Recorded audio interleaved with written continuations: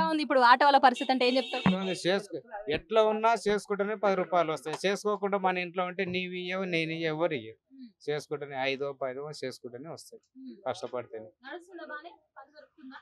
పని అంటే ఎక్కితేనే. రోజు ఇంతకుముందు ఓ 10 ట్రిప్పులు వచ్చాయి. ఇప్పుడు 5 ట్రిప్పులు వస్తాయి. హ్మ్. ఇంకా హ్మ్. గతంలో ఎంత సంపాదించినా ఇప్పుడు ఎంత సంపాదిస్తున్నారు? ఎంత సంపాదించినా గతంలో రోజు 1000 రూపాయలు సంపాదించి ఇప్పుడు సగం అవుతుంది. ఇంకా ఆ! ఓకే. వస్తున్నాయా మరి సంవత్సరానికి 15,000 అన్నారు. ఎవరు చేస్తారన్నారు? ఎవరిస్తారు? ఆ! ఎవరిస్తారు మాకు? ముఖ్యమంత్రి గారు హామీ ఇచ్చిండు కదా ఆటో వాళ్ళకి. అన్నయ్య అన్నీ ఇదేనా ఇప్పుడు 15 గ్యారంటీలు ఇచ్చిండు. అవన్నీ చేసిండా? మాకు ఈయనకి. ఆ! అంటారు నోటికి ఎట్లా వస్తే అట్లా అంటూనే ఉంటారు. అంతేనా? ఆ. ఆ! మేము అడుగుతాం. మేము అడిగినా ఆయన ఇయ్యడు. ఫ్రీ బస్ మీద ఏంది మీ ఒపీనియన్? ఏం చేస్తాం? ఫ్రీ బస్ తీసేస్తే కొంచెం ఆటోలు మంచిగానే వస్తాయి. దాని గురించి. ఆ! ఉమ్. ఇప్పుడు ఏం చేస్తాం? సర్పంచ్ ఎలక్షన్‌లో తెలుస్తది ఇంక అంతేనా? ఇంక అంతకు మించి పరిపాలన అంటే ఏం చెప్తావన్నా?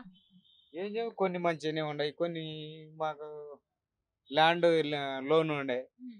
అది మాఫీ అయింది. 2,00,000 మాఫీ అయింది. హ్మ్. మళ్ళా తెచ్చుకున్నా. హ్మ్. 500 గ్యాస్ వస్తుంది. హ్మ్. ఫ్రీ కరెంట్ ఉంది. కొన్ని సన్న బియ్యం ఉన్నాయి. రేషన్ కార్డు లేనోళ్ళకు రేషన్ కార్డులు ఇచ్చిండు. వీళ్ళు చేసేది వీళ్ళు చేస్తారు. వాళ్ళు చేసేది వాళ్ళు చేసారు. హ్మ్. దానివలన వీళ్ళు చెడ్డోళ్ళని అనొద్దు. వాళ్ళు చెడ్డోళ్ళని అనొద్దు. వాళ్ళ కడుపు నిండింది అయితే మనకి ఎవరు పెట్టరు. అది వాస్తవం కదా. హ్మ్. వాళ్ళు తిన్న తర్వాతనే మనకు ఓకే.